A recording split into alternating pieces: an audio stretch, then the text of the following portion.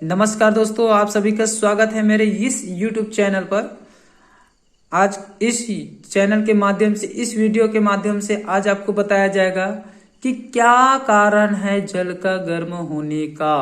हाँ जी हाँ दोस्तों, आप बिल्कुल अचंभित हो जाओगे, अचंभित होंगे मेरे ख्याल से कि क्या रीजन है पानी का गर्म होने का। हम जानते हैं कि पानी तो गर्म होता है, सबसे बड़ी रीजन होती है आग। ठीक है, आग देते हैं, ताप देते हैं, तब जो है जल, हमारी ठंडी जल जो है क्या होती है, गर्म होती है। ये चीज तो हम जानते हैं, लेकिन ये नहीं जानते कि वास्तविक कारण क्या है कि पानी का गर्म होने का, ये हम नहीं जानते। तो यहाँ पर हम बताएंगे कि पानी क्यों गर्म होता है, जल क्यों गर्म होता है, इसका वास्तविक कारण क्या है, इसके बारे में आज हम चर्चा करेंगे आपसे। तो चलो हम ले चलते हैं। पहली बात, हमने एक पात्र लिया, ये हमारी हुआ पात्र, हमने ले लिया पात्र। ठीक है, ये हमारा हुआ स्टैंडलैंड। ठीक है, और ये हमारा हुआ ताप, ये हमारा ताप है, आग है।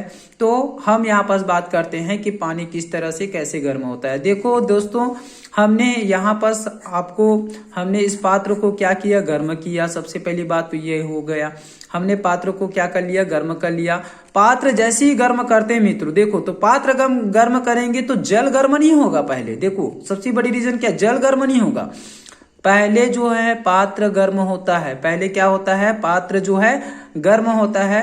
पात्र जो गर्म होता है तो पात्र से निकलने वाली गर्म उष्मा, देखो पात्र से निकलने वाली गर्म उष्मा ठंडी जल में क्या करती है, प्रवेश करती है। देखो ठंडी जल में क्या किया, प्रवेश किया। ये ठंडी जल में क्या किया, प्रवेश किया। तो ठंडी जल में जैसे ही प्रवेश करता है तो इस जल को, इस ठंडी जल को क्या करता है, वो गर्म करता है। इस ठंडी जल को क्या करता है, गर्म करता है। तो सबसे बड़ी रीजन क्या हुआ यहाँ पर, सबसे बड़ी रीजन ये हुआ कि पहले कौन गर्म होता है, पात्र गर्म होता है। जब पात्र गर्म होता है तो उससे क्या निकलती है, गर्म उष्मा निकलती है। और गर्म उष्मा जो है उस ठंडे जल को क्या करती है, गर्म करती है। तब जाकर हमारी जल जो है क्या होता है, गर्म होता है और वाष्प बनकर बाहर क्या हो जाती है, मुक्त होती है। तो जी हाँ मित्रों, सबसे बड़ी रीजन यही है जल का गर्म होने का। हम यहाँ तक केवल यही जानते थे कि हम टेम्परेचर देते हैं, ताप देते हैं तो जल क्या होता है, गर्म होता है। लेकिन बशर्ते सबसे बड़ी रीजन ये है कि सबसे पहले वस्तु क्या होती है, गर्म होती है, पात्र गर्म होती है। और उस वस्तु की जो गर्म वस्तु जो है उससे निकलने वाली गर्म उष्मा जो है उस जल में क्या करती, ठंडी जल में क्या करती, प्रवेश करती है। तो ठंडी जल जो प्रवेश होता है तब जाकर वही गर्म उष्मा ठंडी जल को क्या करता है, गर्म करता है। तो सबसे बड़ी रीजन ये है। अब बात यहाँ पर से आती है, यहाँ पर मैंने एक बना लिया, चाय बनाने वाले हमारे मग्गे बना लिए। यहाँ पर बनाना तो नहीं आ रहा है, लेकिन बताने के लिए ये उनकी पिछला हिस्सा है। ठीक है, ये उनका पिछला हिस्सा हो गया। अब यहाँ पर हम इसको क्या करते हैं, इसको गर्म करते हैं। ठीक है, तो गर्म करते हैं, तो गर्म करेंगे तो यहाँ हमारी जल की मात्रा उपस्थिति हो गई, जल इसमें विद्यमान हो गया, जल इसमें डाल दिए। ठीक है, अब यहाँ पर सबसे बड़ी नोटिस करने वाली बात यहाँ पर ये है कि हमने जल डाल दिया। अब इस पात्र को हमने क्या किया, गर्म कर रहे हैं। देखो इस पात्र को हमने क्या किया, गर्म किया, ताप दे रहे हैं, इसको टेम्परेचर दे रहे हैं, T फॉर टेम्परेचर। ठीक है, तो टेम्परेचर देंगे तो उस स्थिति में यहाँ पर ये ताप, ठीक है, तो पात्र पहले गर्म होगा। पात्र की गर्म उष्मा जो है इस जल को, ठंडी जल को क्या करेगा, गर्म करेगा। जैसे ही गर्म करेगा दोस्तों, तो हम यहाँ पर देखते हैं कि हमारी पिछला हिस्सा भी गर्म हो जाता है। ये जो हमारी पिछला हिस्सा है ये भी गर्म हो जाता है, और ये भी, इस आगे वाली जो हिस्सा ये भी गर्म हो जाता है। क्यों होता है, हम तो ताप तो केवल इतने भाग में दे रहे हैं ना, ताप को देखो यहाँ से यहाँ तक भर दे रहे हैं, तो यही हिस्सा बस गर्म होना चाहिए। लेकिन पिछला हिस्सा भी क्यों गर्म हो जाता है, चाय बनाते हैं तो देखते होंगे पिछला हिस्सा भी गर्म हो जाता है, भोजन बनाते हैं तो पिछला हिस्सा गर्म हो जाता है, किसी वस्तु को गर्म करते हैं तो जिस वस्तु के हम सामने हम क्या दे रहे हैं, ताप दे रहे हैं, वही जगह, वही स्थान क्या होना चाहिए, गर्म होना चाहिए। लेकिन उसकी पिछला हिस्सा भी क्या हो जाता है, गर्म हो जाता है। तो सबसे बड़ी रीजन ये है कि उष्मा, जो गर्म उष्मा, जो जल की जो गर्म उष्मा निकल रही है, उष्मा क्या होती है, हमेशा आयनीकृत होती है, अपनी चालन की प्रक्रिया को दर्शाती है।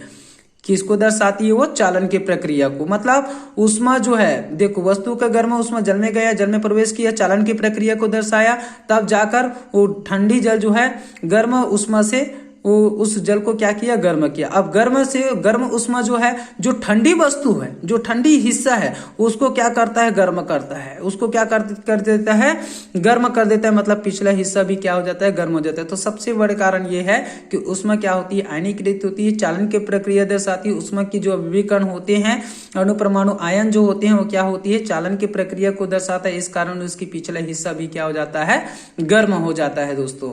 ठीक है, मतलब यूं कहे कि उष्मा जो है निम्नतम से उच्चतम की ओर क्या होती है, अग्रसर होती है। हमने एक डायग्राम बनाया यहाँ पर, ये बनाया डायग्राम, ये हमारा हुआ उच्चतम, ठीक है, ये हमारा हुआ निम्नतम।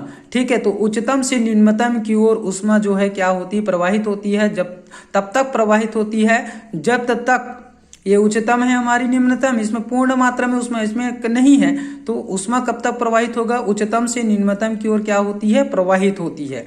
ठीक है, और तब तक प्रवाहित होगा जब तक ये दोनों क्या ना हो जाए, इक्वल ना हो जाए, बराबर ना हो जाए, समान ना हो जाए। जैसे कि इसमें हमने देखा कि ठीक है, ये गर्म हुआ, गर्म वस्तु जो है उच्चतम से, ठंडी वस्तु निम्नतम की ओर क्या हुआ, अग्रसर हुआ। मतलब गर्म उष्मा जो है ठंडी जगह में गया।